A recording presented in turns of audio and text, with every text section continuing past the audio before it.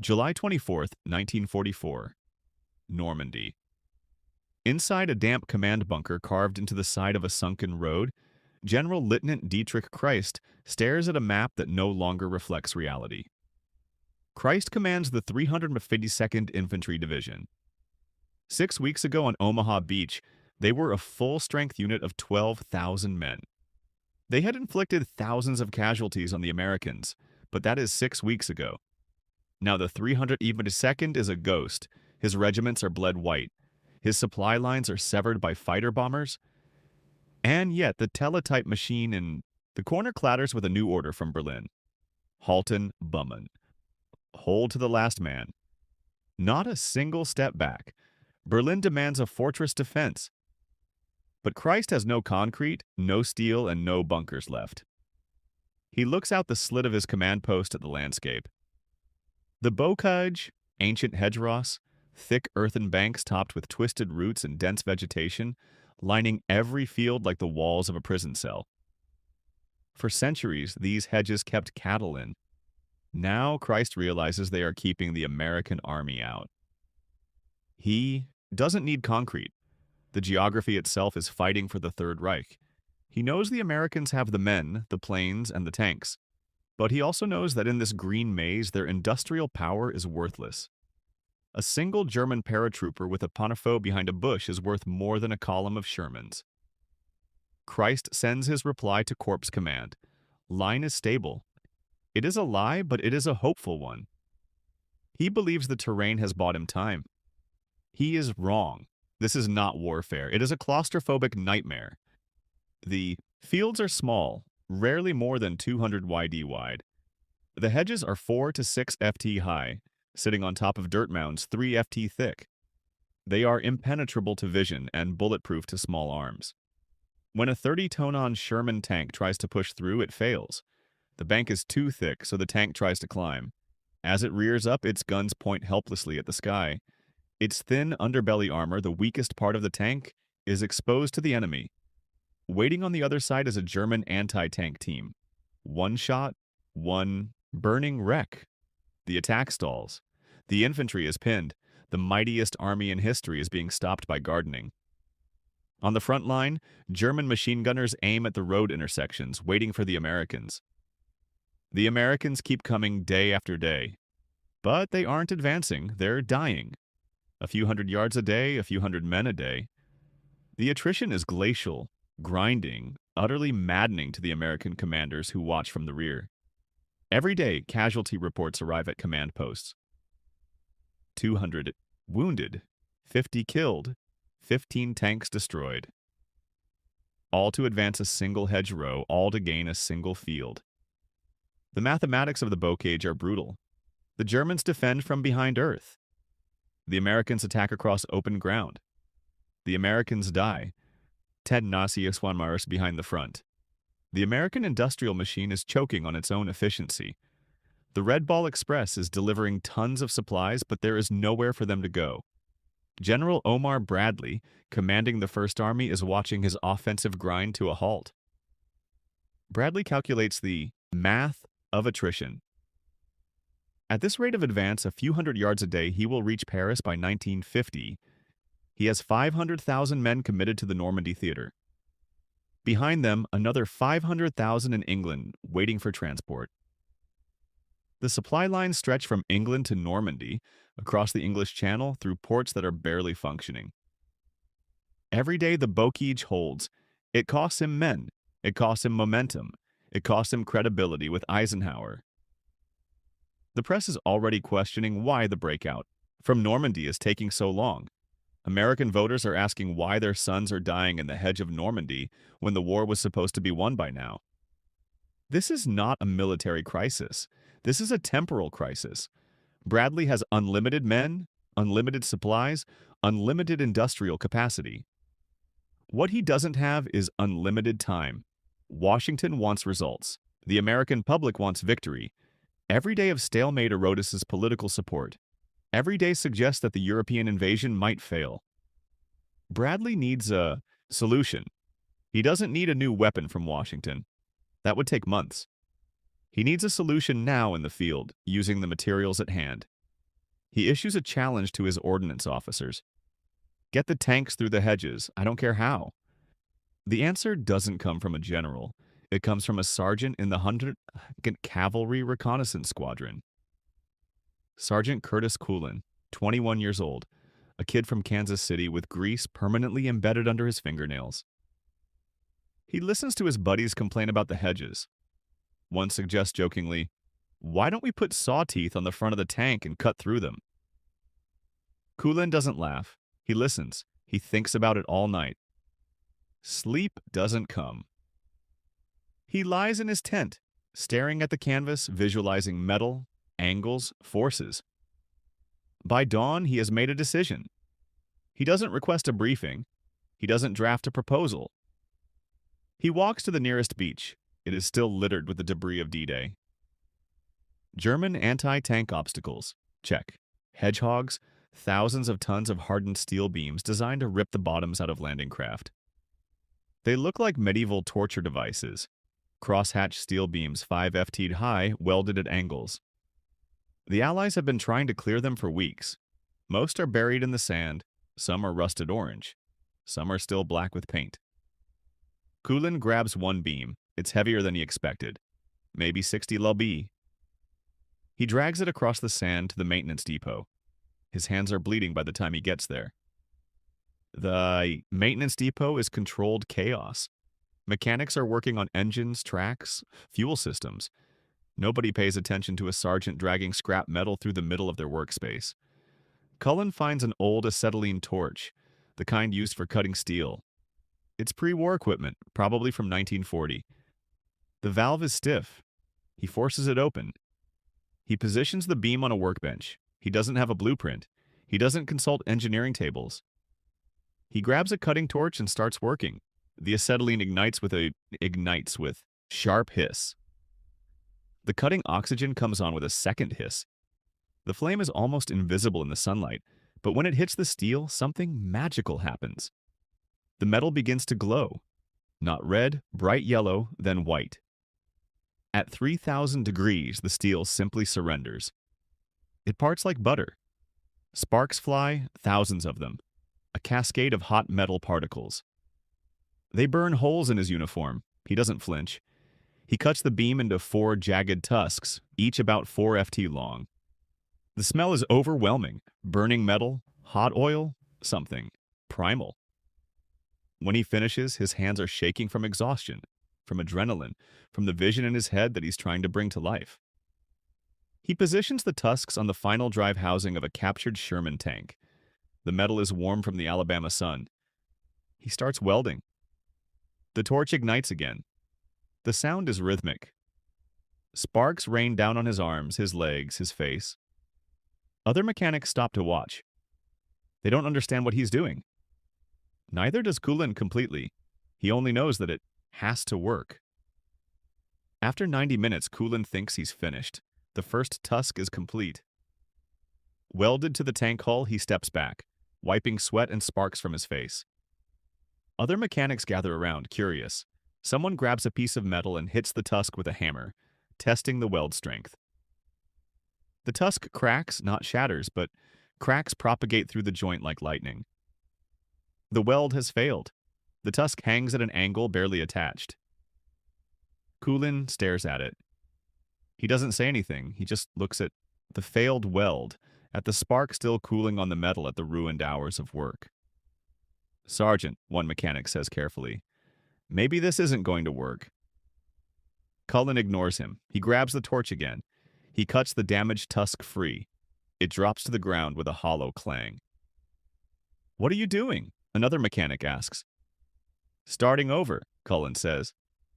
This time, he reinforces the weld joint. He creates a triangular support brace, welding it at multiple points.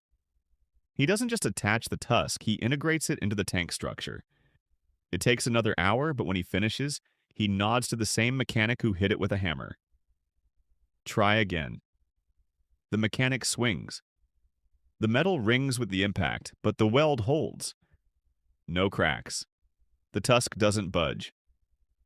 Again, Cullen says, "Another swing. Another ring. The weld holds." For the first time, other mechanics smile. They see it now. They understand. It's not just a tusk welded to metal. It's an integrated system. It's engineered. By the time Bradley sees a demonstration, Coolin has learned through failure. That is why the design works. Bradley gets word. He's skeptical, but he has nothing to lose. On July 21st, he watches a demonstration. Cullen drives the modified Sherman straight at a hedger at 15mm point. The tusks hit first. They bury themselves into the dirt bank, anchoring the tank. Then the sheer momentum does something nobody predicted. The entire section of hedge, the trees, the root system, the centuries of accumulated soil, suddenly lurches forward. The roots, thicker than a man's leg, tear out of the earth with an almost audible scream. The tank drives through, not over. Through. The guns stay level. The belly stays protected. Bradley watches the tank emerge on the other side, completely intact.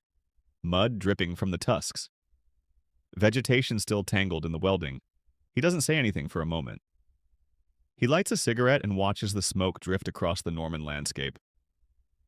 Then, how many can you make? I don't know, sir. We can try to make more. I need 500 in 1 week. Cullen looks at him. Sir, we only have one torch. We only have scrap metal from the beaches, and we only have mechanics who don't know what they're doing yet. Bradley nods. Figure it out. What follows is 48 hours of organized industrial chaos. Cullen distributes the design to all maintenance battalions. Ordnance crews swarm the beaches like ants, dismantling Czech hedgehogs, cutting steel with whatever torches they can find. Welders who have never seen a Cullen cutter are shown a photograph and told, "Make more of these." They do. Mistakes are made. The first batch of 20 cutters have welding failures. They're reworked. The next batch of 40 are better. By the evening of July 24th, 47 tanks carry the tusks.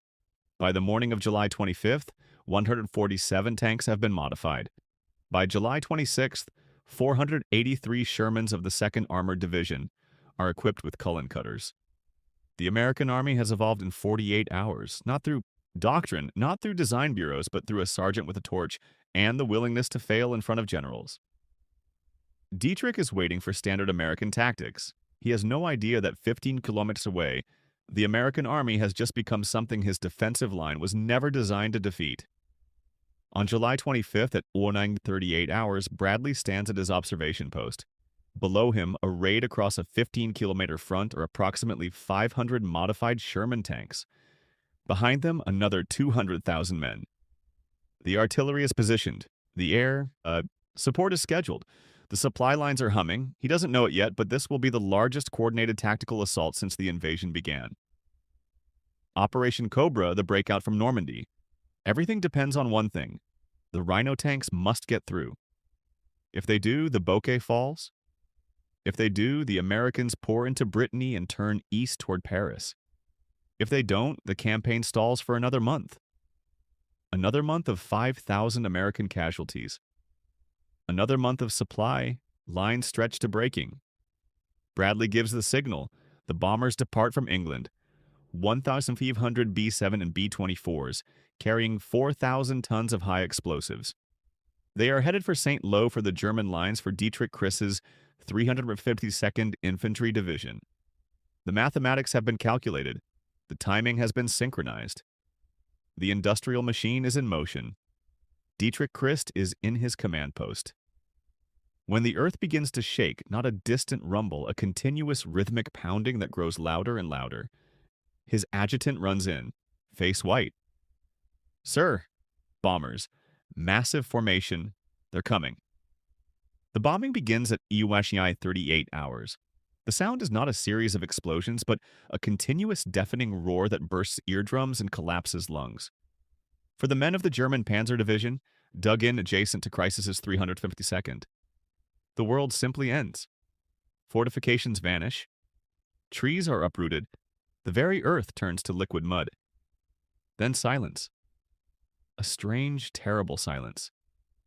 Christ is receiving frantic reports. The bombing has severed his communications. Runners are arriving with news that makes no sense.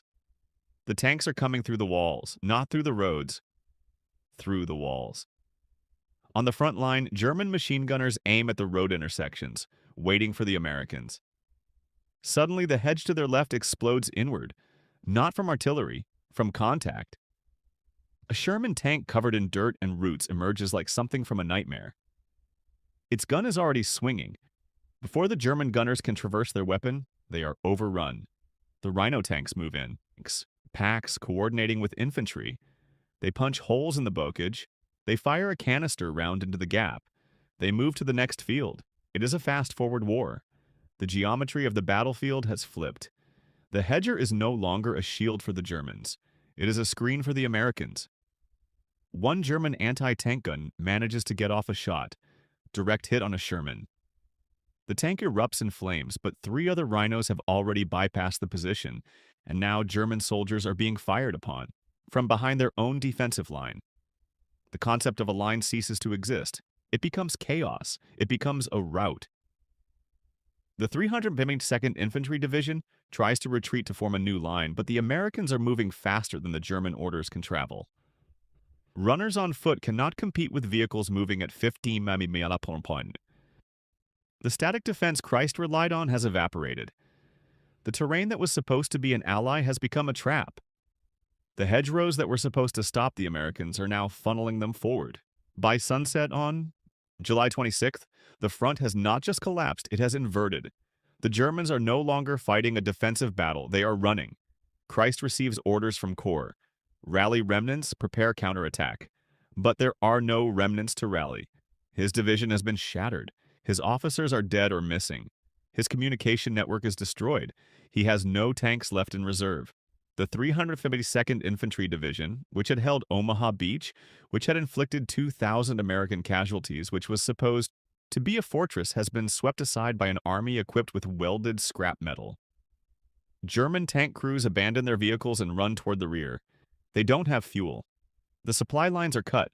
They don't have ammunition. The depots have been destroyed. They don't have orders. The command structure has collapsed. What they have is fear. The rational fear that comes from being outmaneuvered by an enemy that has just proven it can do something you thought impossible. An enemy that took your fortress and turned it into a trap. An enemy that took the debris of their own battlefield and forged it into a weapon. Dietrich Christ would not survive the campaign. On August 2nd, he is severely wounded by shrapnel from an American artillery round. He dies 4 days later.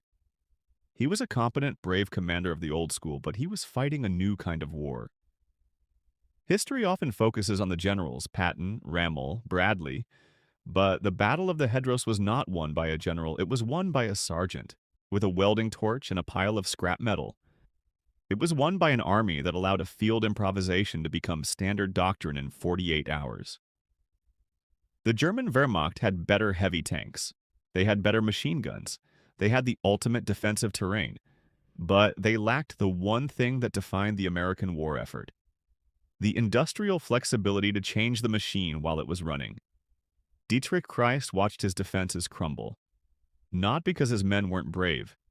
They were brave. Christ himself was brave. But his enemy could turn the debris of the battlefield into a weapon. The Rhino tank didn't just cut through the hedges, it cut through the illusion that tactical skill could defeat industrial might. In the age of industrial warfare, it is not the general with the best strategy who wins.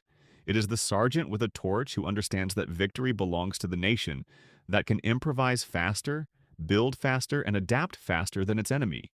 Cullen's Rhino tank proved that in World War II. And it remains true to this day. Thanks for watching Tales of Valor. Like and subscribe for more forgotten World War II stories. Where are you watching from today? What other World War II stories should we cover next? Your engagement helps us continue bringing these untold narratives to light. We explore history through the lens of those who lived it. German commanders discovering why courage could not defeat systems. American sergeants showing that ingenuity beats doctrine. Subscribe for more untold stories of World War II and the real lessons of